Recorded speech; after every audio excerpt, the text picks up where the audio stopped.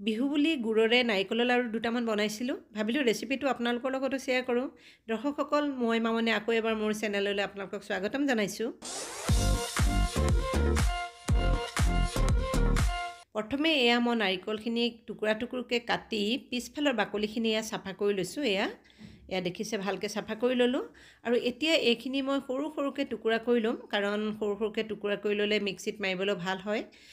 মই ৰুকনিয়ে নুৰুকোঁ, এনেকৈ মিক্সিতে মাৰি লওঁ আৰু সোনকালেও হৈ যায়। সেইকাৰণে মোৰ নিচিনাকৈ কোনে মিক্সিত মাৰে জনাবচোন কমেণ্ট কৰি। নাৰিকলৰ লাড়ু সকলোৰে প্ৰিয় হয়, কিন্তু চেনিত দি বনোৱা নাৰিকলৰ লাড়ুটো সকলোৱে খাব নোৱাৰে। যিসকলৰ ডায়েবেটিছ থাকে তেওঁলোকে খাবলৈ অসুবিধা হয়। সেইকাৰণে গুড়েৰে বনালে তেওঁলোকেও খাব পাৰে। আৰু সেইকাৰণে এয়া মই বনাবলৈ ল'লোঁ। নাৰিকলখিনি এনেকৈ সৰু সৰুকৈ কাটি ল'লোঁ আৰু তাৰপিছত মিক্সিত মই পূৰা গুড়া কৰি ল'লোঁ। এয়া চাওক ধুনীয়াকৈ এইখিনি হৈ গৈছে গুড়া কৰা। আৰু গুড়খিনিও মই এয়া চাওক ডাঙৰ আছিলে আৰু মই এনেকৈ মিহি মিহিকৈ কটাৰীয়ে কাটি ৰাখিছোঁ। আৰু এতিয়া মই এইখিনি ৰেডি কৰোঁ। যিটো কেৰাহীত মই লাড়ু বনাম সেই কেৰাহীটোতে মই নাৰিকলৰ গুড়াখিনি দিছোঁ। এয়া চাওক, আৰু তাতে মই এয়া গুড় দিছোঁ। নাৰিকল অনুসৰি গুড় দিব লাগিব। আৰু এয়া গুড়খিনি দিলোঁ। আৰু এতিয়া মই হাতেৰে এইখিনি ভালকৈ সানি লৈছোঁ। হাতখন ভালকৈ ধুই লৈছোঁ আগতীয়াকৈ। আৰু এয়া চাওক এনেকৈ খুব ভালকৈ গুড়খিনি নাৰিকলৰ লগত সানি সানি মিক্স কৰিছোঁ। ইয়াত মই বেলেগ একো নিদিওঁ। আৰু এয়াই এনেকৈ সানিলোঁ। আৰু এতিয়া এইখিনি ঢাকনি মাৰি আধা ঘণ্টামান সময় মই থৈ দিম, যাতে গুড়খিনি গলি যায় নাৰিকলৰ পানীত লাগি। আধা ঘণ্টামানৰ পাছত এয়া খুলিলোঁ।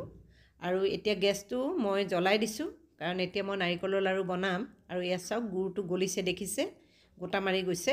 আৰু এতিয়া মই গেছত উঠাই দিলোঁ। দি এয়া কম জুইতে নাৰিকলখিনি লৰাই লৰাই ভাজি আছোঁ। নাৰিকলৰ লাড়ু বনালে এইটো এটা কথা, জুই একেবাৰে কম কৰি দি ঘনাই লৰাই থাকিব লাগে। আৰু গুড়ৰ বনালেতো আৰু লৰাই থাকিব লাগে, কাৰণ গুড়টো পটককৈ কেৰাহীৰ তলত লাগি যায়। সেইকাৰণে আৰু এনেকৈ ভাজি ভাজি যেতিয়া হ'ব, এয়া চাওক খুব ধুনীয়া এটা গোন্ধ ওলায়। আৰু মোৰ ভজা প্ৰায় হৈ গৈছে, কিন্তু এবাৰ চাই ল'ব লাগে ভজা হৈছেনে নাই, লাড়ু বান্ধিবনে নাই। এয়া চাওক এনেকৈ, যিহেতু হাতত আঠা আঠা হৈ গৈছে, গতিকে মোৰ হৈ গ'ল। আৰু এতিয়া মই এয়া নাৰিকলৰ লাড়ুকেইটা বান্ধিবলৈ লৈছোঁ। প্ৰথমে মই এনেকৈ অকণমান এটা হাতেৰে খুব টান কৰিবলৈ চেষ্টা কৰিছোঁ, যাতে ধুনীয়াকৈ বান্ধ খায়। যদি নাৰিকলখিনি ভাজা ভাল হয়, তেতিয়া লাড়ুটো খুব ধুনীয়াকৈ বান্ধ খায়। আৰু এয়া অকণমান দুইটা হাতেৰে এনেকৈ মোহাৰি দিছোঁ, যাতে নিমজ হয় লাডুটো। এয়া চাওক হৈ গ'ল, দেখিছেনে? ৰংটো ইমান ধুনীয়া হৈছে নহয়নে বাৰু? অৱশ্যে পোহৰৰ কাৰণে, লাইটৰ পোহৰত হয়তো আপোনালোকে ইমান ভাল নেদেখিব পাৰে, কিন্তু খুব ধুনীয়া ৰং এটা হয় গুড়ৰে বনালে। আৰু এয়া আন এটা মই বনাবলৈ লৈছোঁ। কিন্তু নাৰিকলখিনি খুব বেছি ঠাণ্ডা হ'বলৈও দিব নালাগে, আৰু একেবাৰে গৰমে গৰমে বনালেও সাৱধানে বনাব, যাতে হাত নুপুৰে। কিন্তু বেছি ঠাণ্ডা হৈ গ'লে আকৌ লাড়ুটো বান্ধ নাখায়, সেইকাৰণে। আৰু এয়া চাওক আৰু এটা বনালোঁ। এনেকৈয়ে মই গোটেইখিনি লাডু বনাই ল'লোঁ। এয়া চাওক বনাই আছোঁ। খাবলৈ যে ইমান ধুনীয়া হয়। আৰু যিসকলে কম মিঠা খায় তেওঁলোকে এই গুড়ৰ লাড়ুটো খাব পাৰে বিহুত, আৰু ডায়েবেটিছ ৰোগীসকলেও এই লাড়ুটো খাব পাৰিব। বিহু বুলি আৰু কিবা কিবি বনাম, ৰেচিপি দিব নোৱাৰিলেও আপোনালোকক দেখুৱাম বাৰু কি কি বনালোঁ মই ভোগালী বিহুৰ কাৰণে। আৰু সকলোকে আগতীয়াকৈ ভোগালী বিহুৰ বহুত বহুত শুভেচ্ছা জ্ঞাপন কৰিছোঁ।